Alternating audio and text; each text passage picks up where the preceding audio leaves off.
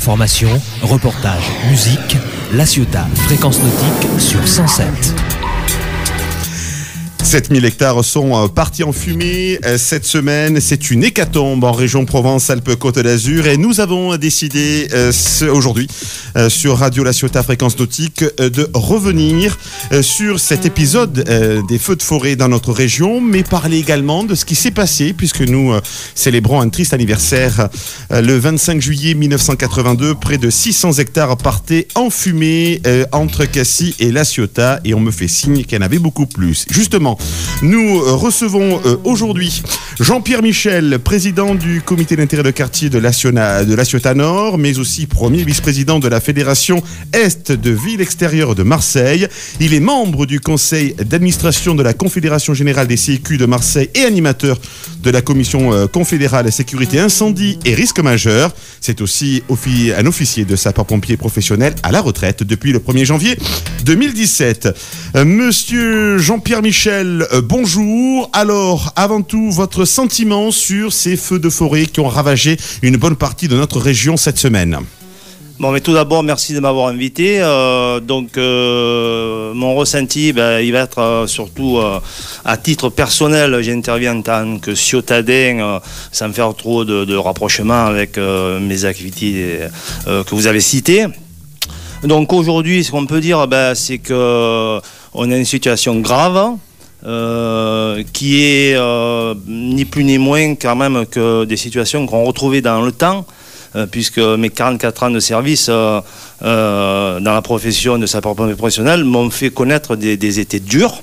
Voilà, donc aujourd'hui, on retrouve un petit peu ce qui s'est passé dans le temps, avec des choses en plus, des améliorations qui ont eu lieu, des progressions. On a beaucoup progressé, surtout chez nous, les pompiers. Mais il y a des secteurs à améliorer. Voilà, c'est ce que je pense. Alors, nous, près de 7000 hectares sont partis en fumée. Vous m'avez fait signe tout à l'heure quand j'ai annoncé près de 600 hectares. Pour revenir justement, parce qu'on en parle un peu, mais nous avons décidé, nous, sur Fréquence Nautique, de parler de ce triste anniversaire. Il y a 35 ans, c'était le 25 juillet 1982, où vous me dites donc apparemment plus de 600 hectares étaient partis en fumée. Comment ça s'est passé? En quelques mots, Jean-Pierre Michel. Oui, le 25 juillet, c'est une date qui nous a marqué. Alors moi, doublement, puisque c'est l'année de l'anniversaire de la naissance de ma fille. Je me rappelle, mon épouse était enceinte. Et j'étais de repos et j'étais parti à la caserne rejoindre mes collègues au vu d'un panache énorme qui laissait présager un départ de feu énorme. Donc au niveau des surfaces, c'est 1200 hectares qui avaient été parcourus. Ah carrément, d'accord. Ouais, 1200 hectares qui étaient parcourus. Un feu c'est énorme, c'est énorme. Qui est énorme. Un feu qui part sur la plage d'Arène et qui monte rapidement sur la Ciotat. Et le temps qu'on monte sur les crêtes, alors même qu'on avait anticipé à l'époque déjà en faisant venir des renforts extérieurs, des colonnes de Savoie, du Cantal. Ah d'accord, oui. Le feu sautait avec des sautes de feu de 500-600 mètres, avec une vitesse de propagation très rapide, aussi rapide que celle qu'on a pu voir même l'année dernière sur le feu de Vitrolles. D'accord. De l'ordre de 5000 mètres/heure. Avec des sautes de feu, et ce jour-là, je vous le disais tout à l'heure, le feu s'est arrêté à la mer. Il allait à brûler les broussailles du bec de l'Aigle, qui sont au sommet du bec de l'Aigle, et aujourd'hui on se pose encore la question, même comment l'île verte n'a pas brûlé. Voilà. Ah, d'accord. Alors apparemment le feu aurait été déclenché par un groupe de jeunes dans le cadre d'un barbecue à Cassis, c'est ça? Oui, bon, nous, vous savez, on rentre pas trop dans le détail de l'enquête, ni avant, ni après, ni pendant d'ailleurs. Mais il s'agirait d'un barbecue qui avait été renversé, qui a mis un feu, et le feu est parti tellement vite qu'après, quand il est arrivé sur la route des crêtes, c'était déjà fini. Voilà. Bon, rappelons également à nos auditeurs qu'à l'époque, en 1982, les crêtes, c'était carrément une forêt. Aujourd'hui, il y a beaucoup de broussailles, mais bon, il y avait des pins assez... Alors en 82, la forêt n'avait plus brûlé depuis 1960. D'accord. Et je reviens sur la rapidité de propagation. En 1960, c'était un feu de nuit qui avait mis toute la nuit pour brûler tout le massif, sans les Canadaires bien sûr. Et là, en 82, on a mis à peine, enfin, le feu a mis 6 heures à peine, avec tous les moyens en renfort des départements extérieurs et les Canadaires. En 6 heures, il a tout brûlé, encore plus. On a eu un autre feu en 89 qui a moins brûlé, puisqu'on avait brûlé sur de l'ancien brûlé qui a ralenti le feu. Ouais. Mais aujourd'hui, les crêtes ont énormément repoussé. Et alors, si je puis me permettre, au niveau nettoiement de la végétation, on se heurte quand même un petit problème par rapport au parc national des Calanques, qui est un peu réticent sur le fait de couper des arbres parce que ça fait partie de la charte et de la règle des parcs. Alors justement, Jean-Pierre Michel, donc, on a parlé de ce qui s'est passé en 1982 qui a marqué de nombreux ciotadens, on en parle encore aujourd'hui, on voit les réactions d'ailleurs sur notre page Facebook. On est quand même entouré d'espaces boisés encore à La Ciotat. On parle des crêtes, mais nous avons également donc le Connet, les plaines marronnes. Alors, qu'est-ce qui a changé depuis 35 ans en matière de prévention, exactement ?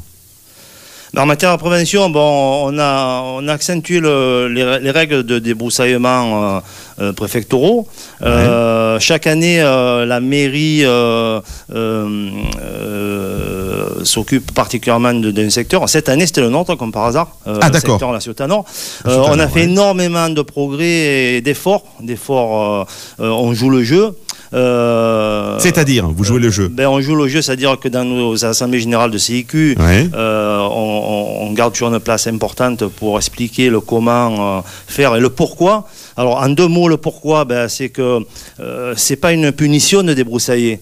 Débroussailler, au contraire, on a la chance, avant on ne l'avait pas, de pouvoir aller, en demandant bien sûr l'autorisation, d'aller chez le voisin pour protéger son bien et aussi sa famille. Donc c'est une chance, donc il faut le faire.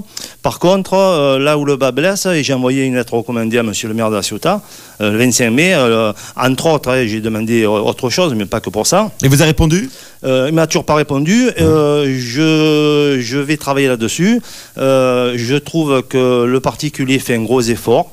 Je trouve que, par contre, les routes communales, alors intercommunales ou métropolitaines, maintenant, parce qu'on est passé en métropole, ne sont pas faites, voire pas faites. Et on profite de ce flou de passation entre MPM, l'ancienne intercommunalité de Marseille, qui est devenue métropole. Qui est devenue métropole. Je le dis parce que je l'ai écrit, donc j'assume. Il va falloir que tout le monde joue le jeu. Sinon, à un moment donné, ça va bloquer. Et si vous me permettez, je vais travailler aussi sur le redéploiement des PIDAF, des plans intercommunal de débroussaillement et d'aménagement forestier. Nous faisons partie d'un PIDAF Cassis, Roquefort, Céreste, La Ciotat. Longtemps, c'était le maire de Céreste qui était président, et ces PIDAF sont en sommeil. Alors, c'était un outil important qui permettait d'aménager tout ce qui n'était pas privé. Alors là, justement, monsieur Jean-Pierre Michel, nous parlons d'aménagement de territoire. Alors, c'est une polémique, justement, qui ressort également du côté de Bormes-les-Mimosas après l'incendie. On voit que, apparemment, il y a des maisons qui ont été donc autorisées et construites dans des zones donc sensibles aux incendies. Qu'en est-il à La Ciotat? Est-ce que vous pouvez nous en parler? Alors écoutez, là vous touchez un point sensible sur lequel je vais travailler aussi. C'est important. C'est le problème du PPRIF, du plan de prévention des risques. C'est la loi Barnier 1995. Et nous, alors là aussi il y a un flou, il y a beaucoup de flou. Décidément. Parce que nous avons un DICRIM. Un DICRIM, c'est un document d'information communal des risques majeurs. À La Ciotat, il existe, donc où le risque majeur feu de forêt est répertorié, qui devrait aller vers un PRIF, un PPRIF. Et à ce jour, ce que je ne comprends pas, donc c'est monsieur le préfet qui prescrit. Le préfet des Bouches-du-Rhône. Le préfet des Bouches-du-Rhône qui prescrit le PRIF.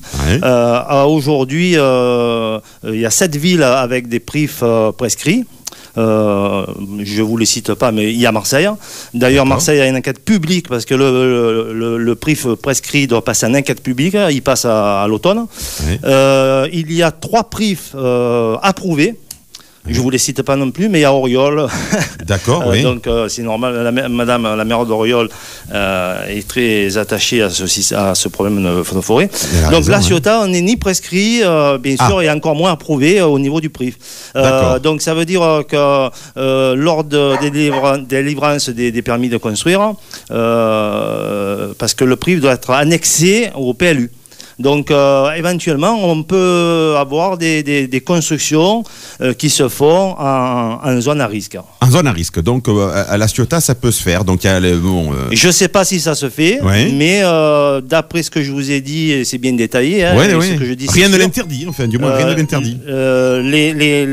Les prescriptions et les PRIF approuvés, vous pouvez le voir sur le site de la préfecture. Il est à jour, je l'ai encore regardé hier soir. D'accord. Donc c'est officiel. Alors le problème que vous me posiez, c'est au niveau de la gêne de ces habitations et de l'influence, de l'impact sur la forêt. Alors, c'est tout simple. Là où il y a des habitations, la forêt est plus vulnérable. Donc là où il y a des humains, il y a des départs de feu. Je ne dis pas qu'ils sont tous criminels, mais là où il y a l'humain, il y a des départs de feu. Et là où il y a l'humain, il y a des accès. Et bien entendu, ces accès, ils sont souvent... ils gênent l'arrivée des secours et ils gênent aussi éventuellement l'évacuation. C'est là-dessus aussi où il faut énormément travailler. D'accord, donc il y a beaucoup de travail à faire à la Ciotat. Apparemment, depuis ce grand feu il y a 35 ans, pas beaucoup de choses ont été réalisées. Moi, à ma connaissance, j'en ai souvent parlé avec l'adjoint à la sécurité. Il y a des documents qui sont établis, certes, comme le DICRIM. Il y a un plan communal de sauvegarde aussi. Mais si vous voulez, au niveau population, et moi je parle en tant que population aujourd'hui, puisque je ne suis plus dans le cadre professionnel, ce qui me permet d'ailleurs de moins avoir de réserve. Bien sûr. Au niveau population, je n'ai pas à ma connaissance des exercices ou une information des populations à la Ciotat. D'accord, c'est quand même assez surprenant quand même parce que c'est un petit peu la configuration de Bormes-les-Mimosas. On a d'un côté donc la mer et puis de l'autre côté on a des espaces boisés encore assez importants quand même. Et on est entre les deux. Exactement, on peut dire qu'on est exactement dans la même configuration, avec des massifs boisés dans l'axe du Mistral, alors très large, puisque ça part de Cassis jusqu'à Roquefort-Abdoul, voire ses restes même, de nord-nord-ouest, c'est le sens du Mistral, et nous sommes un endroit à risque, et moi je suis assez étonné qu'il n'y ait pas de PRIF à la Ciotat. Et là, vous lancez un appel écoutez, je vous remercie de m'avoir donné un temps de parole à la radio. Oui, je lance un appel, mais l'appel va se faire surtout à l'automne, puisque je vais ouvrir des dossiers. On va écrire aux autorités. On va où je vais, selon dans quel cadre j'interviendrai. Mais ça va se faire. Tout le moins, moi, je le ferai, je m'engage. D'accord, donc on voit bien que dans ces risques d'incendie, dans ces incendies malheureusement qui se sont déclarés, chacun a sa part de responsabilité. On parle bien entendu de l'humain, ok, on est bien d'accord, mais la personne qui jette son mégot, bien entendu, c'est très très très dangereux et condamnable, mais il y a également aussi un travail en amont qui doit être fait par les autorités. Alors quelle autorité locale spécialement, Jean-Pierre Michel? Bon, il y a la mairie, d'accord, mais il y a aussi la métropole, je suppose. Non, écoutez, il faut redescendre très simplement. En matière de sécurité, c'est le maire qui est responsable sur la commune. D'accord, carrément. Voilà. Après l'administration, il y a le préfet. La métropole, je vous disais tout à l'heure par rapport au ferré, l'épidaf, tout ça, mais le maire est responsable dans sa commune de tout ce qui est sécurité. Voilà. D'accord, donc c'est le maire qui doit prendre les choses en main, dans ce domaine également. Écoutez, si vous avez également donc des consignes à nous donner justement dans ce cadre-là, on veut bien les entendre, monsieur. Alors très rapidement, je ne vais pas vous faire un cours maintenant, on est une formation. On n'a pas trop le temps. Mais ce qu'il faut savoir, c'est que la situation, même si elle s'est calmée, ne s'est pas améliorée. On n'annonce pas de pluie, on annonce encore du vent la semaine prochaine. La Marseillaise, le journal Marseillaise a mis une petite vidéo faite par les pompiers des Bouches-du-Rhône, les sapeurs-pompiers des Bouches-du-Rhône, d'ailleurs où il y a même un commentaire du préfet des Bouches-du-Rhône. D'accord. Donc sur YouTube, vous le trouvez. déjà, essayez de regarder cette petite vidéo. Elle explique bien ce qu'il y a à faire face à un incendie de forêt chez soi, en calanque et en forêt, en promenade. D'accord. Pensez bien à écouter les messages, parce qu'on retrouve aujourd'hui malheureusement des gens qui ont découvert, on l'a vu encore à la télé, le feu en voyant la clarté à travers les volets. Sur le feu de Vitron, on a rencontré des riverains qui ont découvert le feu quand il était chez eux. Donc essayez de rechercher au maximum les informations sur les radios locales. France Bleu, excusez-moi, merci de citer les non mais ça fait partie des formations. Les sirènes, même si on les entend plus, elles sont encore d'actualité, les sirènes. Les sirènes, d'accord. Les sirènes, oui. Plusieurs coups, ne confondez pas avec un coup, souvent c'est pour le canon de sauvetage à la Ciotat, et plusieurs coups d'1 minute 41 pendant 5 minutes, ça veut dire qu'il y a une catastrophe. Il faut se renseigner. Pensez à prendre, si vous vous évacuez, si vous avez l'évacuation, vos effets spéciaux, vos effets personnels importants, notamment avec la voiture, les papiers de la maison, l'assurance, les modes de paiement, carte bleue. Et puis, avant de partir, pensez à lever tout ce qui est combustible autour de la maison, bien sûr, bouteilles de gaz, mobilier de jardin en plastique. Pensez à vos animaux, où vous les emportez, vous les mettez à l'abri de la maison. Et voilà, bon, mais il y aurait tellement à dire que je ne peux pas. Non, mais c'est très important parce que Météo France ne prévoit pas la semaine prochaine donc de la pluie dans notre région. Il va y avoir encore un petit peu de vent, notamment le week-end qui arrive. Les sols sont secs, ça concerne également la Ciotat et les communes aux alentours. Donc ces consignes sont très importantes, Jean-Pierre Michel. Oui, et puis aussi quelque chose, c'est qu'on a perdu ce réflexe de confrontation face à ce danger. Pendant une dizaine d'années, il y a plus, voire même 15 ans de gros incendies de forêt, parce que la météo était favorable, parce que on a fait énormément de progression par rapport au service d'incendie de secours au niveau humain et matériel, mais c'est vrai que la météo était favorable. Il pleuvait au printemps, il pleuvait l'été, il y avait du Mistral, même avec le Mistral, il n'y avait pas de départ de feu. Donc il faut rester vigilant. Je pense que c'est une bataille, c'est une guerre. C'est carrément une guerre contre le feu. Il faut gagner. Il faut tous se rassembler. Les associations, bien sûr, les services de secours, les polices, les élus. Il faut se rassembler, mettre toutes nos idées en commun et travailler en commun. Bien sûr. Parce que ça revient plus cher à l'arrivée un feu catastrophe comme ça que de faire de la prévention. Et un dernier mot aussi au niveau des assurances. Et notamment au niveau des broussaillements, les propriétés qui ne sont pas débroussaillées et qui peuvent générer une conduction du feu chez un voisin peut être responsable dans le même cas que le propriétaire qui n'a pas débroussaillé ne peut ne pas être remboursé par son assurance. Donc c'est très c'est important. Très important. D'accord.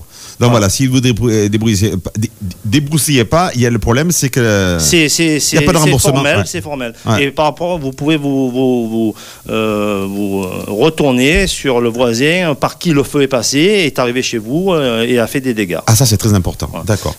Merci Jean-Pierre Michel. Si vous avez un mot pour conclure. Soyez vigilants. Écoutez, j'espère que l'été n'est pas fini. L'été n'est pas fini. Même si vous partez en vacances, pensez aussi que pendant votre absence, ça peut arriver. Donc préparez votre terrain. Je vous ai tout à l'heure rangé tout ce qui est matériaux combustibles, et dites à vos voisins aussi que vous n'êtes pas là et qu'en cas de sinistre, et aussi de pouvoir dire au secours que vous n'êtes pas là, qu'on pense pas que vous êtes bloqué. Et je voulais dire aussi que si jamais plus de gens débroussaillés et plus de gens préparaient leur terrain, y compris les autorités, je vous l'ai dit tout à l'heure, on va faire le nécessaire, on va leur écrire à l'automne, il y aurait moins d'engins en protection des habitations, et ces engins seraient utilisés sur le front de flamme ou les flancs qu'il y a à traiter. Et voilà, tout ceci est assez compliqué. Les pompiers ne peuvent pas être de partout non plus. Les pompiers ne peuvent pas être de partout, et il faut que tout le monde joue le jeu et qu'on soit tous ensemble pour gagner cette guerre. Merci Jean-Pierre Michel, président du comité d'intérêt de quartier de la Ciotat Nord, mais aussi premier vice-président de la Fédération Est de Villes extérieures de Marseille, membre du conseil d'administration de la Confédération Générale des CIQ de Marseille, animateur de la commission confédérale sécurité incendie risque majeur. Jean-Pierre Michel est aussi un officier de sapeur-pompier professionnel à la retraite depuis le 1er janvier 2017. Il intervenait aujourd'hui sur l'antenne de Radio La Ciotat Fréquence Nautique. Merci. Fréquence Nautique. Écoutez la